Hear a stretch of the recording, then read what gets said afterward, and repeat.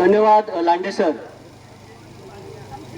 उपस्थित सर्व समाज बांधवांचं मी या ठिकाणी तमाम आदिवासी समाज बांधव या आपल्या सामाजिक संघटनेच्या वतीनं हार्दिक या ठिकाणी अभिनंदन करतो.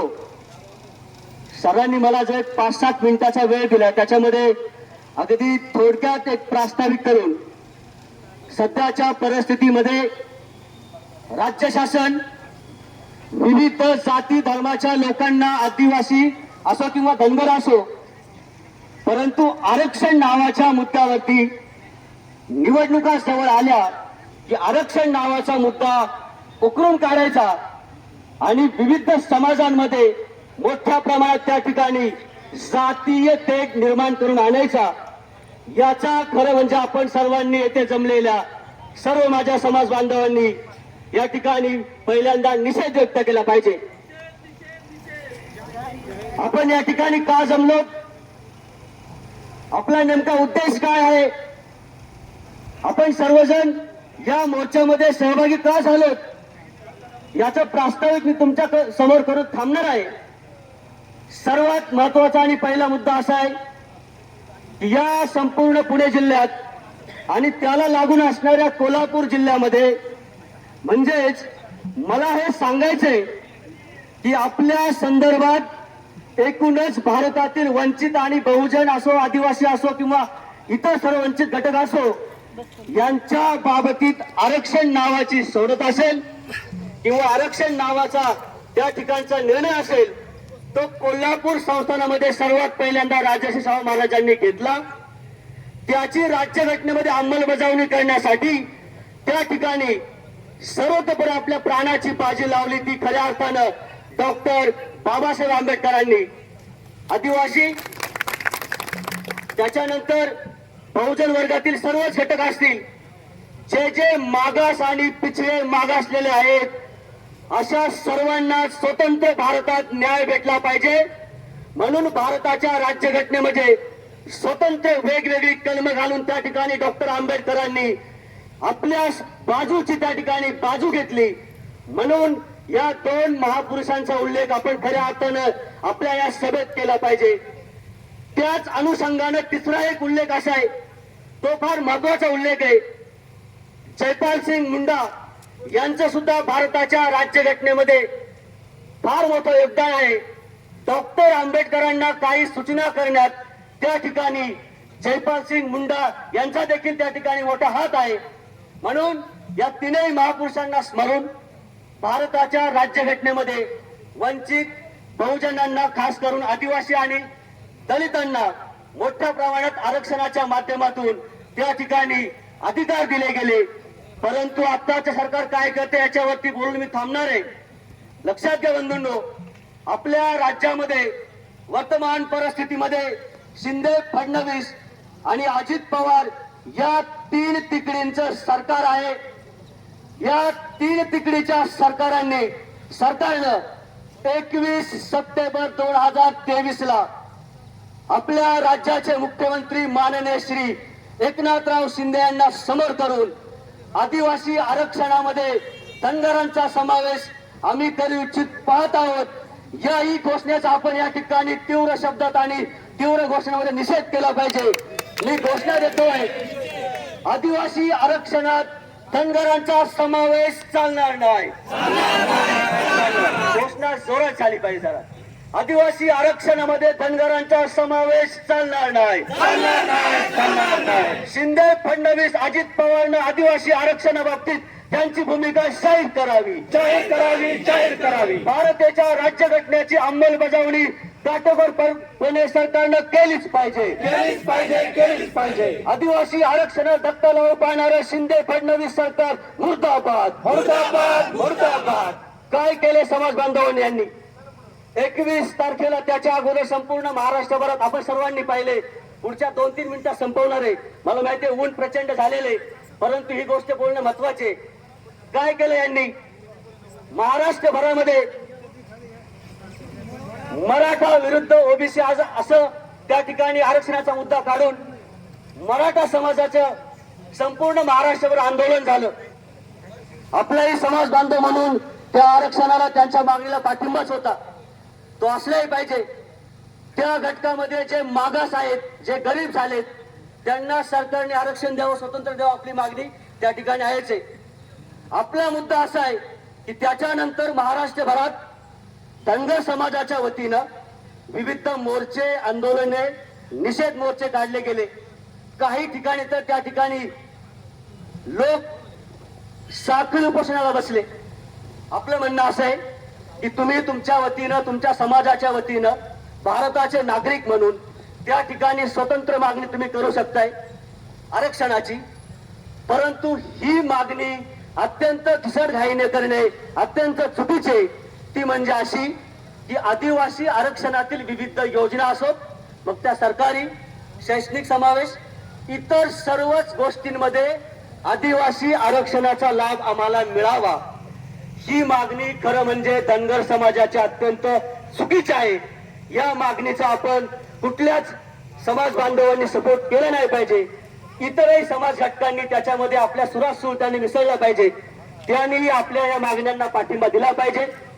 ती अशी की धनगर समाजानं सातत्यानं त्या ठिकाणी मोर्चे करून राज्य शासनावर दबाव आणला आणि राज्य शासनातील विविध, मग ते नंबर 1 चे पुढारी आपण ज्यांना मीडियातून संबोधले जातात, त्याच्यामध्ये देवेंद्र फडणवीसांनी भूमिका घेऊन त्या ठिकाणी धनगर समाजाला काही योजना आपण आदिवासी आरक्षणातून लागू करू शकतो, अशा प्रकारची भूमिका 21 तारखेला राज्य सरकारने घेतली. ही भूमिका अत्यंत चुकीची आहे. नंबर 2 ची गोष्ट अशी, आरक्षण पुन्हा पुन्हा या देशामध्ये भेटलं जाते. त्याच्यामध्ये खास करून जे मागास होते त्याच्यात एससी आणि एसटी, सामाजिक, आर्थिक, राजकीय आणि एकूणच सामाजिक मागासलेपणाच्या आधारावरती राज्यघटनेत पण आरक्षण दिलं गेलं. आपला मुद्दा असा आहे की धनगर समाज जो महाराष्ट्रात जवळपास 1,25,00,000च्या संख्येनं या ठिकाणी आहे. आपल्या समाजाची म्हणजेच आदिवासी समाजाची आकडेवारी जर पाहिली लोकसंख्येच्या बाबतीत, तर जवळपास महाराष्ट्रामध्ये 2011च्या जनगणनेनुसार महाराष्ट्रात आदिवासी समूहाची किंवा आदिवासी ट्रायबल जमातींची लोकसंख्या जवळपास 1,05,00,000 आहे. आपला प्रश्न असा आहे, यांनी ज्या घोषणा मीडियात येऊन केल्या छाती टोकपणे, त्याला आव्हान आपण रस्त्यावरती उतरून दिलं पाहिजे.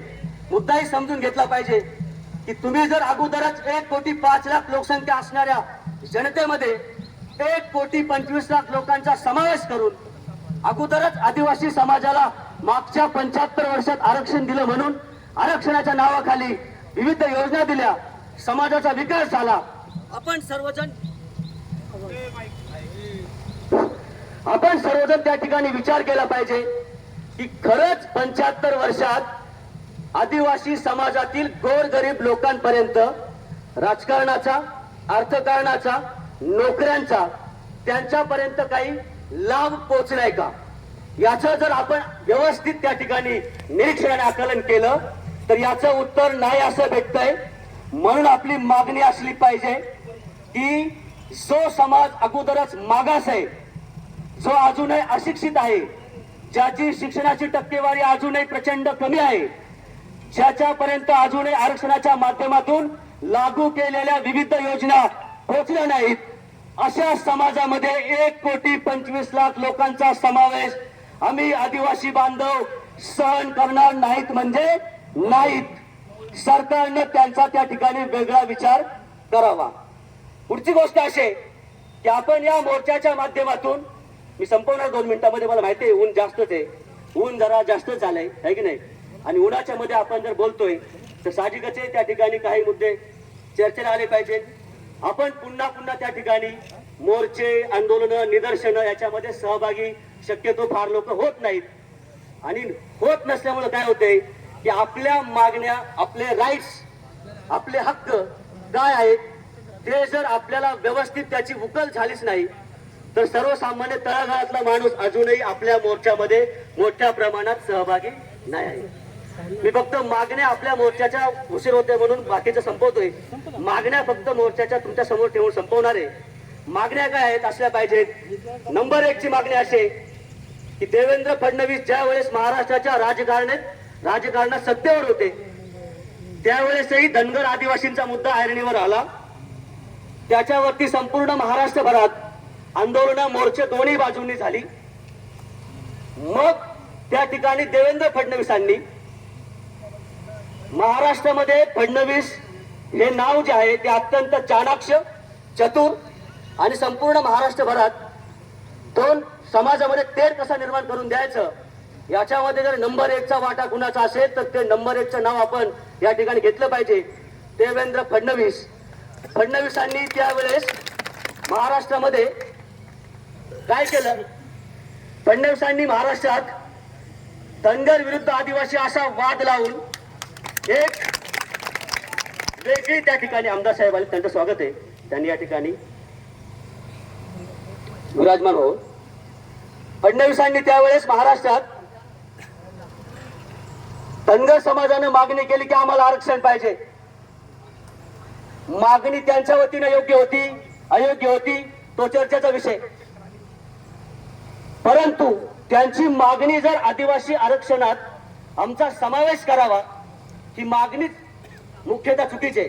फडणवीसांनी काय केलं? फडणवीस म्हटले की आम्ही त्या ठिकाणी एक अभ्यास समिती नेमतो. अभ्यास समिती नेमली. Tata institute of social science मुंबईमध्ये एक नामांकित संस्था आहे. या नामांकित संस्थेच्या काही तज्ञ लोकांना घेऊन त्या ठिकाणी फडणवीसांनी एक समिती नेमली.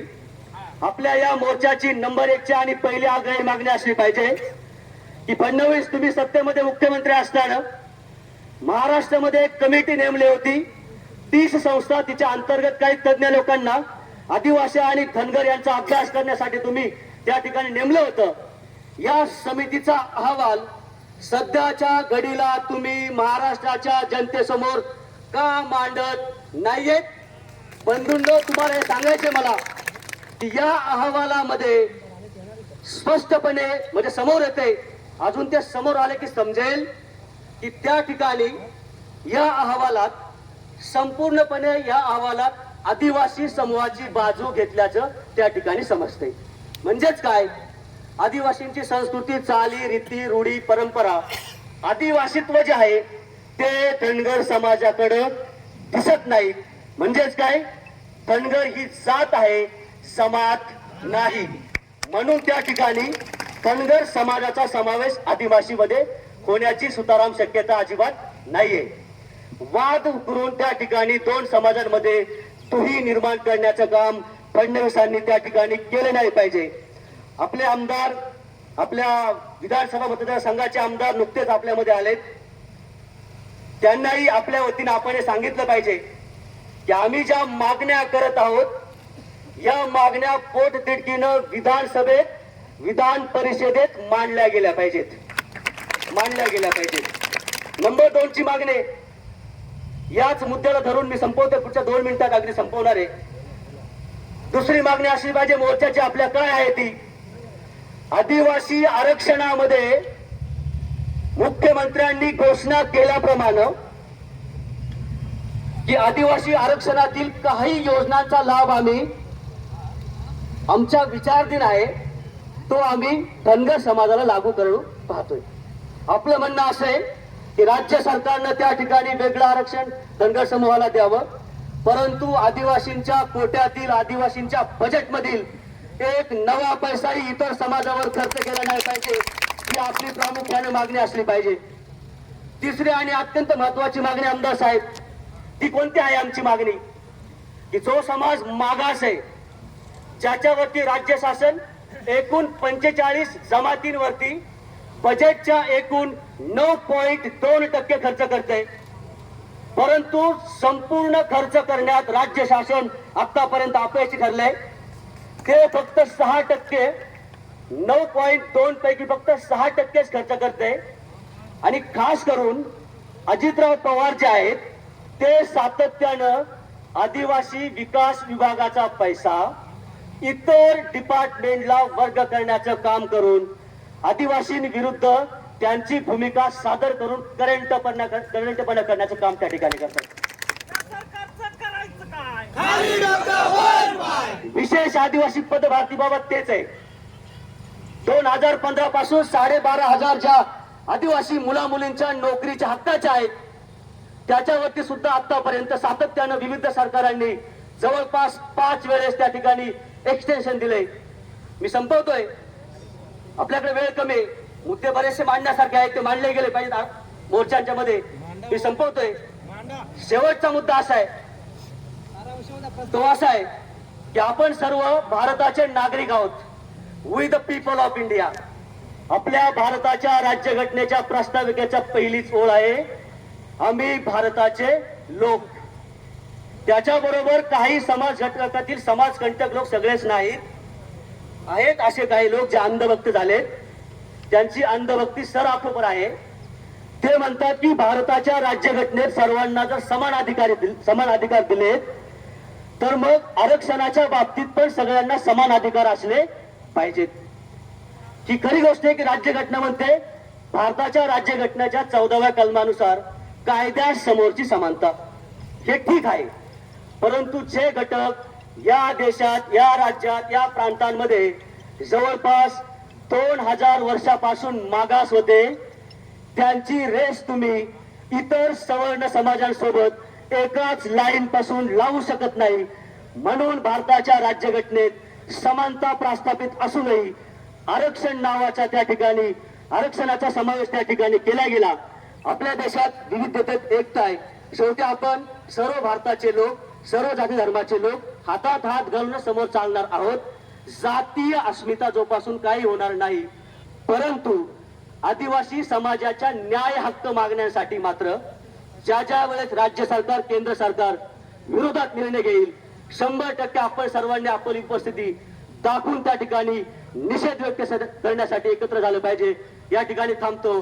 जय आदिवासी, इन्कलाब जिंदाबाद.